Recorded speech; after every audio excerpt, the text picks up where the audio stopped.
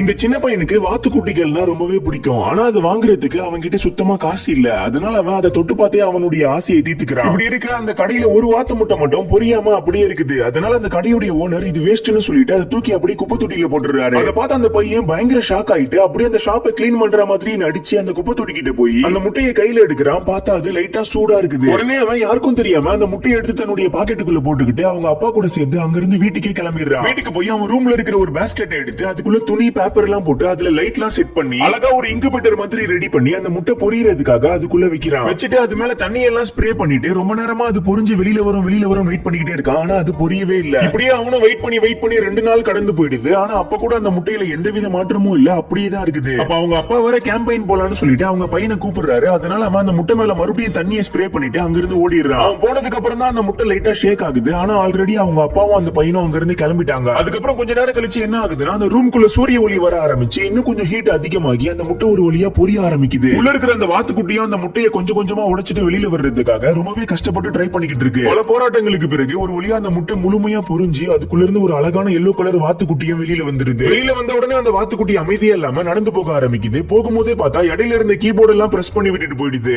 அதுக்கப்புறம் அங்க இருந்து ஸ்லிப் ஆகி கீழே விழுது. நல்ல வேளையா ஒரு ஹெல்மெட்டுக்குள்ள விழுந்துரும். அதுக்கப்புறம் அங்க இருக்கிற ஒரு துணியில சறுக்கிக்கிட்டே அப்படியே கீழே தரைக்கு வந்துருது. வந்து அங்க கீழே கிடக்கிற அந்த குட்டி பையனுடைய சொட்டருக்குள்ள பூந்துக்கிட்டு அங்க நல்லா கதன்னு இருக்குன்னு சொல்லிட்டு அங்கேயே தூங்கிடுது. அது தெரியாம வீட்டுக்கு வந்த அந்த பையனுடைய அப்பா அந்த சொட்டர் எடுத்து பழைய துணி எல்லாம் போடுற பாஸ்கெட்ல போட்டுறாரு. அந்த வாத்துக்குட்டியே இப்போ அந்த சொட்டருக்குள்ள இருந்து தலையை மட்டும் வெளியில நீட்டுது. ஆனா அதுக்குள்ளேயே அவரு இன்னொரு துணி எடுத்து அது மேலேயே போட்டு விட்டுறாரு. போட்டது மட்டும் இல்லாம அந்த பாஸ்கெட் எடுத்துட்டு போய் வாஷிங் மிஷின் பக்கத்துல வச்சு எல்லா துணியும் எடுத்து வாஷிங் மிஷினுக்குள்ள போட்டு மிஷினையே ஆன் பண்ணி விட்டுறாரு. அவ்வளவுதான் அந்த வாத்துக்குட்டி செத்து போயிடுச்சுன்னு பார்த்தா அதிர்ஷ்டவசமா அந்த வாத்துக்குட்டி அந்த மிஷினுக்குள்ள போகவே இல்ல. அந்த பாஸ்கெட்ல இருக்கிற ஒரு ஓட்ட வழியா பூந்து அழகா வெளியில வந்துருது. அதுக்கப்புறம் தான் அந்த சின்ன பையன் அவனுடைய ரூம்குள்ள போய் பாக்குறான். பார்த்தா முட்டை பொரிஞ்சிருக்கு. அதனால அவன் அந்த ரூம் முழுக்க அந்த வாத்துக்குட்டி எங்கன்னு சொல்லிட்டு பயங்கரமா தேடுறான். அதுக்கப்புறம் வாஷிங் மிஷின் ஓடிக்கிட்டு இருக்கிறத பார்த்துட்டு அங்க இருக்கிற துணியில எல்லாம் போய் தேடுறான். அப்ப அவன் பக்கத்துல தான் அந்த வாத்துக்குட்டி கிராஸ் ஆகி போகுது. ஆனா அவன் அதை பார்க்கவே இல்ல. அது நேரா போய் ஜன்னல் பக்கத்துல நின்னுகிட்டு இப்பதான் அது வெளி உலகத்தையும் முதல் முறையா பாக்குது. கடைசியில ஒரு வழியா அந்த குட்டி பையன் அந்த வாத்துக்குட்டியை கண்டுபிடிச்சிட்டு ரொம்பவே சந்தோஷப்படுறான். அது மட்டும் இல்லாம அதை கடைசி வரைக்கும் அவன் கூடவே வச்சு வளர்க்கணும்னு முடிவு பண்ணிடுறான்.